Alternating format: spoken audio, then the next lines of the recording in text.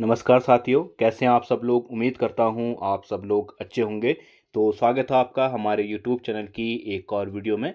आज की वीडियो में हम बात करेंगे कुछ इम्पोर्टेंट जीके और जीएस की, जो कि हमारी आगामी सभी परीक्षाओं की दृष्टि से बहुत ही महत्वपूर्ण है, चाहे वह उत्तराखंड की दृष्टि से हो या फिर अन्य कोई सेंटर लेवल की परीक्षा की दृष्टि से हो, या जैसे कि एसएससी, सीजीएल या फिर जीडी। इन सभी एग्ज़ामों के लिए बहुत ही महत्वपूर्ण है। और ये जो हमारे सेंटर लेवल के एग्ज़ाम हैं उन्हीं में से उठाए गए क्वेश्चन हैं, तो वो पुरानी परीक्षाओं में पूछे गए सवाल हैं, तो इन बहुत ही महत्वपूर्ण है। इससे आपको अनुमानित हो जाएगा कि किस तरीके से सवाल आते हैं। और ख़ास करके उत्तराखंड के जो जितनी भी तैयारी करने वाले हैं उन सभी बच्चों के लिए तो बहुत ही ज़्यादा इम्पोर्टेंट है, चाहे वह आने वाली हमारी कोई भी परीक्षा हो, लोअर पीसीएस हो, एसआई हो या अन्य जितनी भी परीक्षाएं हैं, यूके ट्रिपल एससी या यूके पीएससी की, उन सभी के लिए महत्वपूर्ण है। तो वीडियो को आप लोग अंत तक ज़रूर देखना और इन जो सवाल है इनको आप लोग नोट भी ज़रूर कीजिएगा। तो चलिए वीडियो को हम शुरू करते हैं। तो आज की वीडियो का जो पहला सवाल है ये हमारा है करंट अफेयर से। हाल ही में जब नए संसद भवन का उद्घाटन हुआ था तो संगोल चर्चा में था। तो सेंगोल नहीं है, ये संगोल है, ठीक है, सेंगोल नहीं है, संगोल है, ठीक है, की उत्पत्ति किस राजवंश से हुई थी। ठीक है, हाल ही में आपको पता होगा कि 28 मार्च 2023 को प्रधानमंत्री नरेंद्र मोदी जी द्वारा जो है नए संसद भवन में एक राजदंड स्थापित किया गया था, जिसको कहा जाता है संगोल। ठीक है, संगोल का राजदंड था। संगोल का अर्थ होता है राजा का दंडा। ठीक है, या फिर ठीक है, राजा का दंडा क्या होता है, इसका अर्थ होता है, जो कि वर्तमान में अगर बात करें एक जो है स्वर्ण रहित या फिर सोने का क्या है, ये डंडा है। ठीक है, ठीक है, कुछ इस आकृति का है ये, नीचे को पतला और लौंग के आकार का और ऊपर को इस तरीके से, ये क्या है, स्वर्ण का एक दंड है। इसी को कहा जाता है संगोल। तो हाल ही में नए संसद भवन में इसका क्या किया गया है, स्थापित किया गया है इसको। तो इसका जो संबंध है वह हमसे पूछा गया है किस वंश से है। तो इसके ऑप्शन है ए पांड्य वंश, बी चेर, सी पल्लव और डी चोल। तो इसका जो सही आंसर है, संगोल का जो संबंध है वह चोल साम्राज्य से है।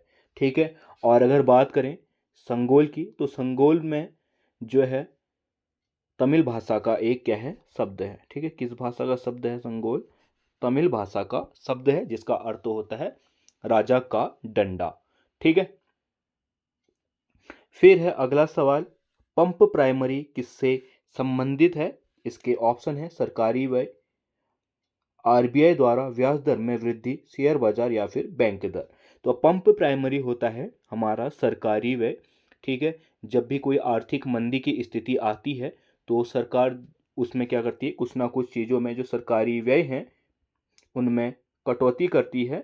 इसी को कहा जाता है हमारा, क्या करती है, ठीक है, कटौती करती है। जिन जिन क्षेत्रों से कटौती पॉसिबल हो उन क्षेत्रों से कटौती की जाती है। इसी को कहा जाता है हमारा पंप प्राइमरी, यानी कि ऑप्शन ए क्या होगा, दूसरे का सही आंसर होगा। फिर है अगला सवाल, किस सुल्तान ने कृषि की देखभाल के लिए अलग विभाग की स्थापना की थी। तो बहुत ही इंपॉर्टेंट सवाल है और एसएससी सीजीएल में पूछा गया ये क्या है, सवाल है, तो बहुत ही महत्वपूर्ण है। ठीक है, किस सुल्तान ने कृषि की देखभाल के लिए अलग से एक विभाग की स्थापना की थी। इसके ऑप्शन है हमारे पास जलालुद्दीन खिलजी, खिजर खां, महमूद बिन तुगलक और डी टुगरिल। ठीक है, अगर बात करें एक अलग से विभाग बनाने की कृषि के लिए, तो यह किया गया था ठीक है, मोहम्मद बिन तुगलक द्वारा। ठीक, और इसके द्वारा कृषि की देखभाल के लिए दीवान ए अमीर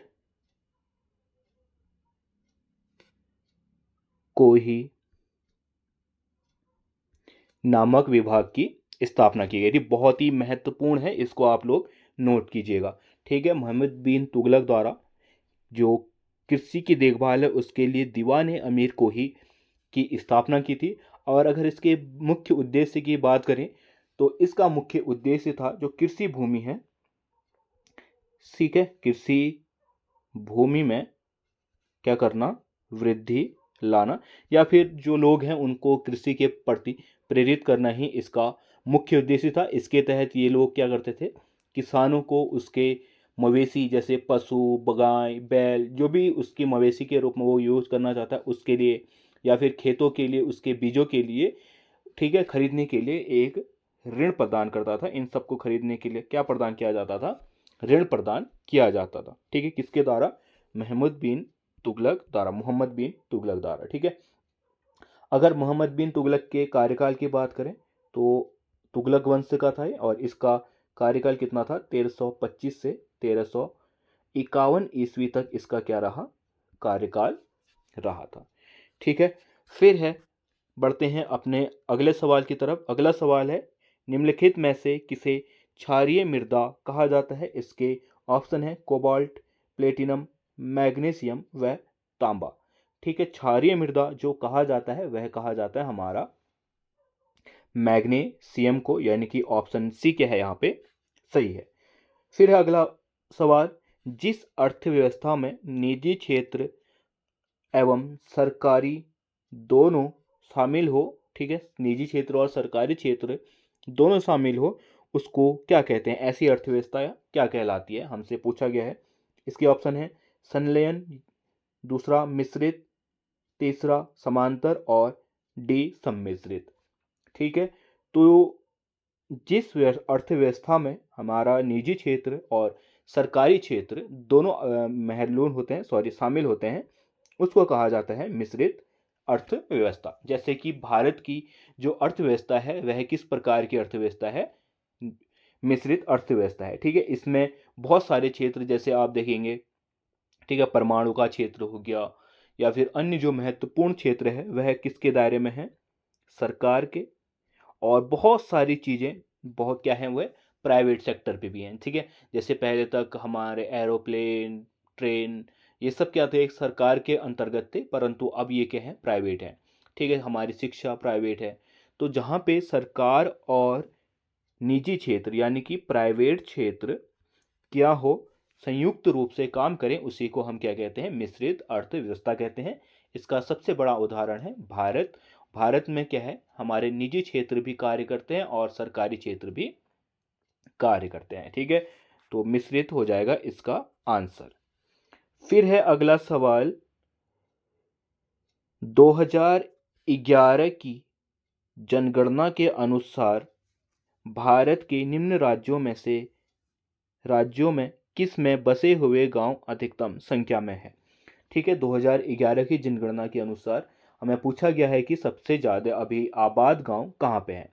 तो इसके ऑप्शन हमारे पास उत्तर प्रदेश, उड़ीसा, पश्चिम बंगाल और बिहार। अगर बात करें सबसे अधिक बसे हुए गांवों की तो वह कहाँ पे हैं, उत्तर प्रदेश में है। यहाँ पे लगभग 1 लाख गांव के हैं, बसे हुए हैं। ठीक है, और इसी में दूसरा सवाल बन सकता है कि सबसे कम संख्या में बसे हुए गांव कहाँ हैं, तो ये कहाँ है, हमारा लक्षद्वीप में सबसे कम बसे हुए गांव है।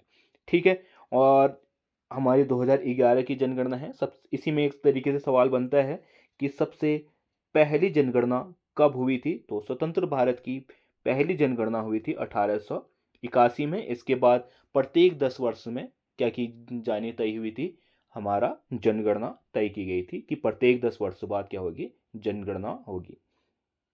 ठीक है, अंतिम जो हमारी जनगणना हुई है 2011 में हुई है, इसके बाद अभी जनगणना का कोई डेटा नहीं आया है या फिर नहीं हुई है। ठीक है, फिर है अगला सवाल, 42वें संशोधन द्वारा भारत के संविधान में नागरिकों के मौलिक कर्तव्यों को किस वर्ष जोड़ा गया था। तो जो 42वां संविधान संशोधन आया था वह किस वर्ष हमारा हुआ था, और इसमें बहुत ही महत्वपूर्ण चीज़ें जो है संविधान में जोड़ी गई थी। उसी में से एक महत्वपूर्ण पॉइंट था नागरिकों के मौलिक कर्तव्य। ठीक है, जो मौलिक कर्तव्य हैं उसको भी जोड़ा गया था। बहुत बार सवाल बनता है कि संविधान में मौलिक कर्तव्यों को किस संशोधन द्वारा जोड़ा गया था? तो ये जोड़ा गया था 42वें संशोधन द्वारा। और कब जोड़ा गया था? तो ये जोड़ा गया था 1976, यानी कि ऑप्शन ए क्या है इसका सही है। फिर है अलाउद्दीन खिलजी के शासन के दौरान गयासुद्दीन तुगलक कहाँ का गवर्नर था? इसके ऑप्शन है ए राजस्थान, बी बंगाल, सी कश्मीर और डी पंजाब। ठीक है, अलाउद्दीन खिलजी के समय पे जो गयासुद्दीन तुगलक हैं वह पंजाब क्षेत्र के क्या थे? गवर्नर। ठीक है, यानी कि राज्यपाल थे। फिर है अगला सवाल, निम्न में से किसके भंडार मुख्यतः तमिलनाडु के नेवेली में स्थित है? ठीक है, तमिलनाडु में नेवेली में बहुत अधिक मात्रा में क्या है इसका भंडार है। इसके ऑप्शन है बॉक्साइट, लौह अयस्क, तांबा और लिग्नाइट।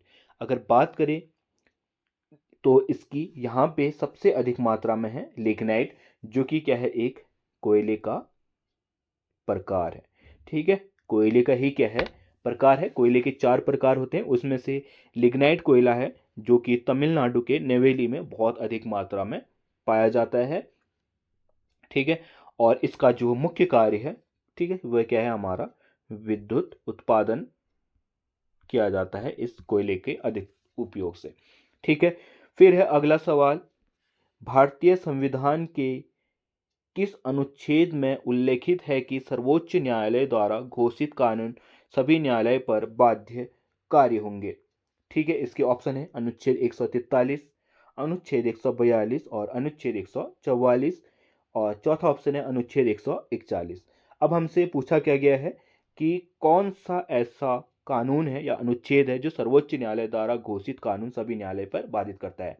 ठीक, अर्थात क्या कि ऐसा अनुच्छेद जो क्या करता है जितने भी उच्च न्यायालय हैं और सभी उच्च न्यायालय सहित सभी हमारी निचली जितनी भी अदालतें हैं उन सब को किसका आदेश मानना पड़ता है या किसका निर्णय मानना पड़ता है? वह हमारा सर्वोच्च न्यायालय। ठीक है, ये हमारा कहता है अनुच्छेद 141। ठीक है, अनुच्छेद 141 क्या कहता है कि उच्च न्यायालय के सहित जितनी भी हमारी निचली अदालतें हैं उनको सर्वोच्च न्यायालय के फैसले और निर्णयों का पालन करना होगा। यानी कि सर्वोच्च न्यायालय क्या है सभी अदालतों का सर्वा है। बाकी जितने भी फैसले वो करेगा वह उसकी निचली, चाहे वह उच्च न्यायालय हो या फिर कोई निचली अदालतें हैं, उन सबको मानना पड़ेगा। ये हमारा प्रावधान कहाँ है? अनुच्छेद 141 में। तो इसका सही आंसर क्या हो जाएगा? ऑप्शन डी, अनुच्छेद 141। फिर है अगला सवाल, प्रधानमंत्री कौशल विकास योजना किस वर्ष से आरंभ की गई थी? इसके ऑप्शन है 2019, 15, 14 और 2000। प्रधानमंत्री कौशल विकास योजना यानी कि PMKVY ये आरंभ की गई थी 15 जुलाई 2015 को, यानी कि ऑप्शन बी क्या है इसका सही आंसर है। अगला सवाल है, ब्रह्म समाज की स्थापना किसके द्वारा की गई थी? बहुत ही कॉमन सवाल है और बहुत बार क्या है ये परीक्षा में पूछा जाता है। ठीक है, ब्रह्म समाज की स्थापना की गई थी राजा राम मोहन राय द्वारा। और कब की गई थी? ये की गई थी 1800। ठीक है, सबसे पहले राजा राम मोहन द्वारा 1815 में आत्मीय सभा की स्थापना की गई थी। किसकी? आत्मीय सभा की स्थापना की गई थी। इसी आत्मीय सभा को 1828 में ब्रह्म समाज के नाम से जाना गया। ठीक है, इसके बाद देवेंद्र नाथ टैगोर,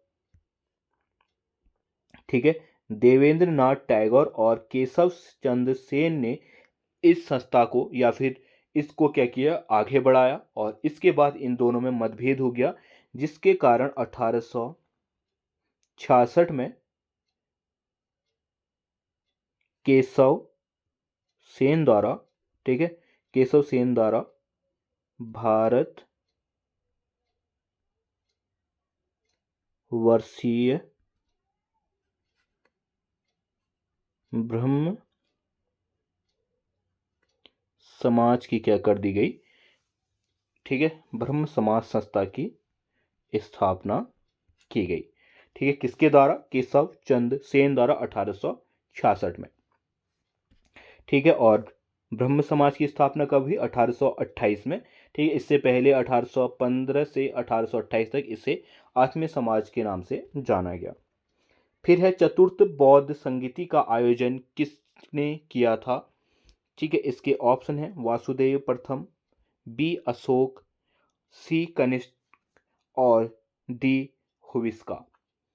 तो अगर बात करें हमारी चारों बौद्ध संगीति की, तो पहली बौद्ध संगीति की गई थी अजात शत्रु द्वारा। कब की गई थी, 483 ईस्वा पूर्व में।